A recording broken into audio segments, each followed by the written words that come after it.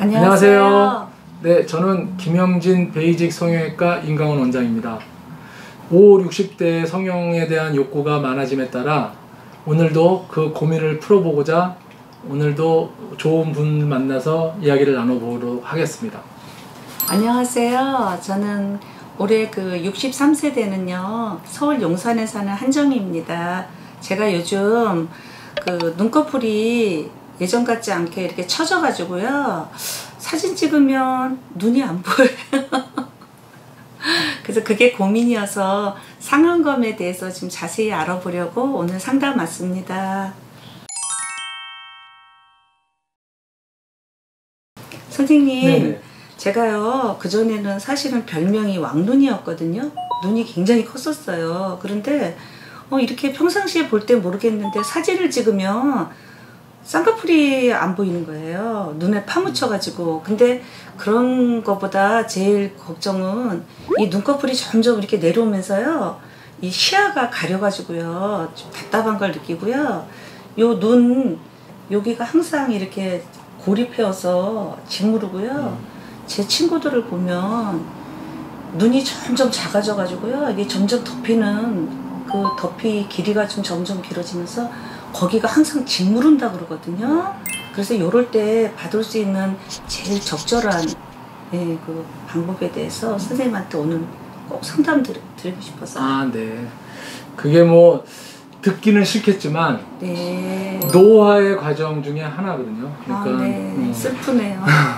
예전에 뭐 또렷하고 큰 아주 예쁜 쌍꺼풀이 있었는데 네. 이제 시간이 지나면서 쌍꺼풀도 작아지고 아까 네. 말씀드렸다시피 더 내려와서 시야도 가려지고 네. 그러면서 시야를 가리니까 나기도 모르게 자꾸 이마를 통해서 눈을 뜨게 되고 눈을 그렇게 하다 보니 머리가 아파요. 이렇게 하다 보니 이마에 주름도 생기고 네.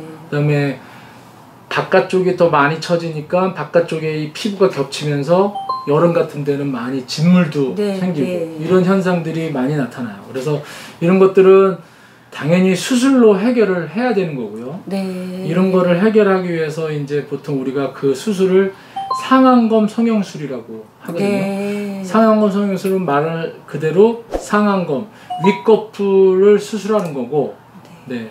결론적으로는 이제 아까 내 눈에 불편함을 주는 미용적으로나 기능적으로나 불편함을 네. 주는 그 처진 피부를 잘라서 해결해 주는 수술을 상안검 성형술이라고 보통 네. 일컬으죠. 그러면 저희는 젊은 분들하고 좀 달라서 그 수술 방법이요 절개를 해서 그 처진 만큼 이제 그 부위를 없애는 건지 아니면 젊은 사람들처럼 최소한의 그 흉터를 가지고 싶거든요. 네. 그럼 어떤 방법으로 수술이 이루어지는지 좀 말씀해 주세요. 그러니까는 좀 중년 분들은 당연히 피부를 해결을 해야 되기 때문에 네.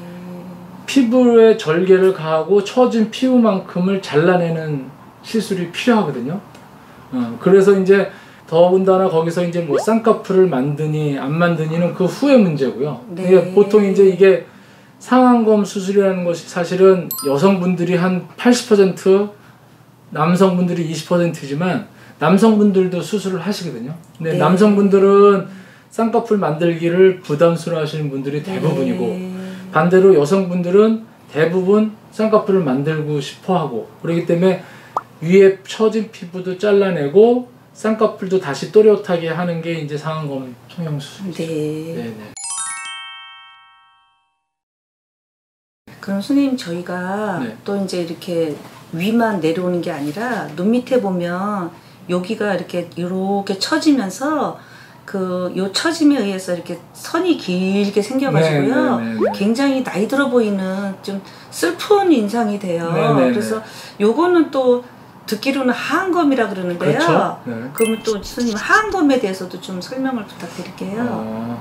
그러니까 뭐 우리가 어떠한 노화가 뭐 윗꺼풀에만 진행되고 그렇죠. 아랫꺼풀에만 진행되고 이런 게 아니고 모든 얼굴 신체 부위에서 다 같이 진행되기 때문에 뭐 위에는 상안검, 아까 말한 것처럼 밑에는 반대로 아래에 있는 걸 아래 거풀을 하안검 수술이라고 하는데, 이거를 두 가지를 갖다 보통 같이 수술을 할 수도 있고 네. 나눠서 수술을 할 수 있는데, 분명한 건 어느 한 곳을 수술을 하면 네. 하지 않은 곳이 더 부각돼 보이게 되거든요. 그럴 것 같아요. 네, 그러면 네. 어느 분이고 거의 다 다시 또 수술을 하러 오세요. 네. 네, 그래서 저희가 상담할 때 보통 위아래가 다 개선이 필요하고 수술이 필요하면 모든 환자분들한테 같이 네. 동시에 수술하라고 권해드려요. 그런 게 네. 어떻게 보면 뭐 수술 시간이야 한 군데 하는 것보다는 더 걸리지만, 같이 함으로써 한 번에 다 치료하고 같은 회복 기간을 거치면서 하기 때문에 그게 더 훨씬 더 메리트가 있기 때문에 그렇게 권해드려요. 네, 그렇군요.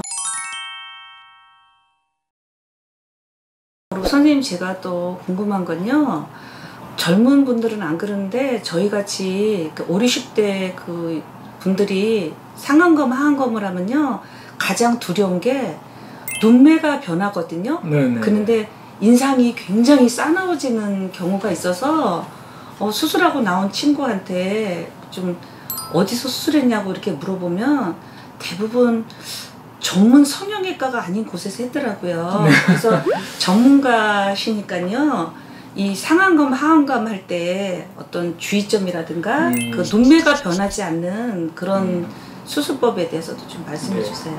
그래서 뭐 주로 이제 염려하시는 현상들은 하안검보다는 이제 상안검 수술할 때 네. 많이 네. 그런 걸 접하게 되고요. 많이들 걱정하시는 부분도 있고, 네. 저희들도 수술 전에 환자분들한테 설명을 드리고 수술을 하는 상태인데, 네. 그 이유, 그러니까 예를 들어서 뭐 수술했는데 수술 전보다도 더 못한 눈매가 나온다, 막 이런 얘기를 네. 듣는 경우가 간혹 있다고 하시는 분들이 계세요.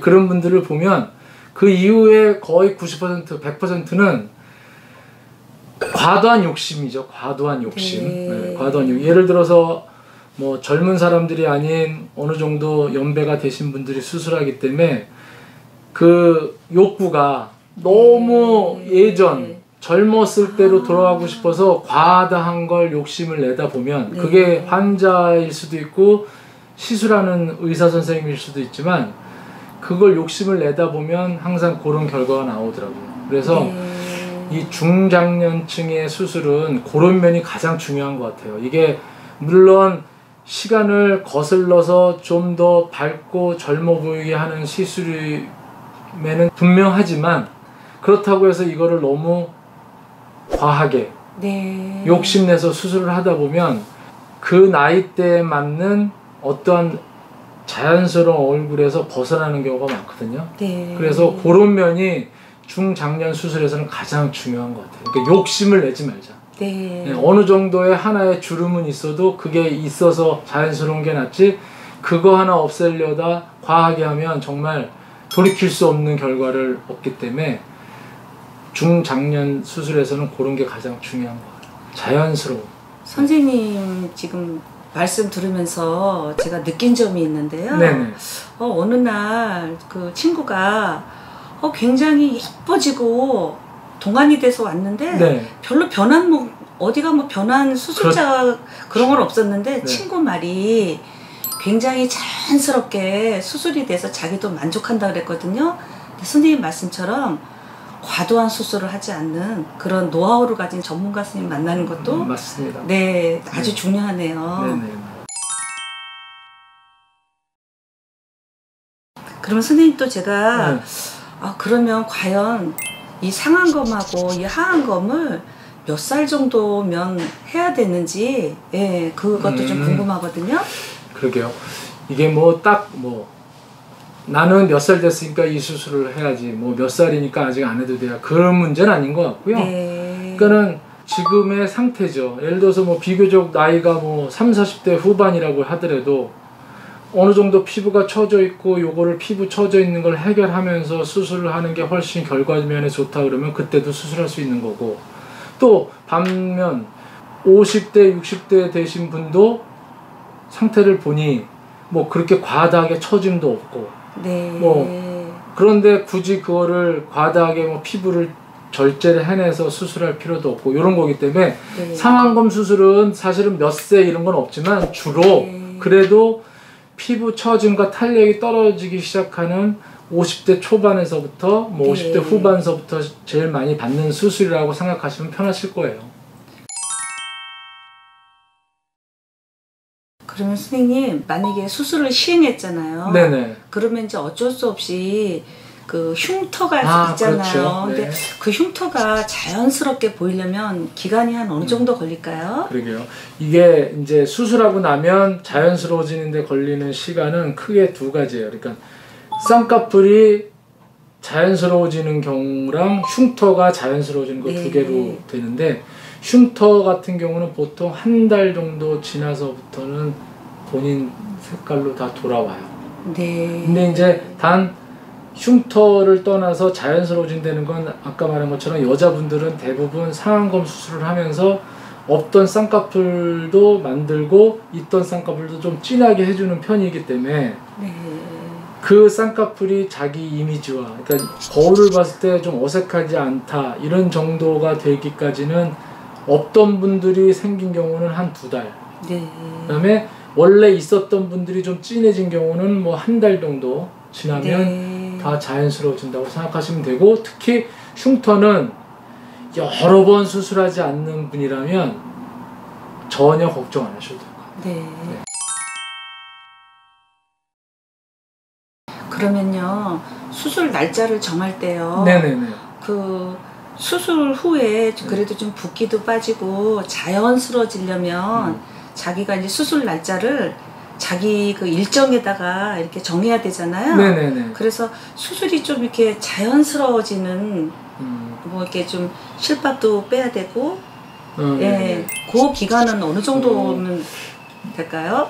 예전이랑 틀리게 요새는 이 성형수술이 뭐 남한테 이렇게 막 숨고 막 남사스럽고 막 피해 다니고 이런 시대는 아닌 것 같아요 요새. 그렇기 때문에 뭐 굳이 그냥 뭐 수술했다고 집에만 계실 필요는 전혀 없지만 네. 그래도 남들을 자유롭게 만나고 자유롭게 얘기하고 하기에 필요한 시간들은 이제 뭐 수술을 하게 되면 수술에 의한 붓기, 멍 이런 것들이 있고 그다음에 그것들이 해결된 후에도 자기 이미지화 되는데 걸리는 시간 이런 것들이 있거든요. 그래서 보통 우리가 상안검 수술이나 하안검 수술을 하게 되면 실밥은 5일 정도 후에 뽑고 그 다음부터 이제 멍, 붓기 등이 사라지는 경우는 한 일주일. 그 다음에 흉터 이런 것들이 자연스러워지는 데는 한 달 정도 걸리기 때문에 보통 회복 기간은 한 달로 잡으시면 충분할 거라고 생각됩니다.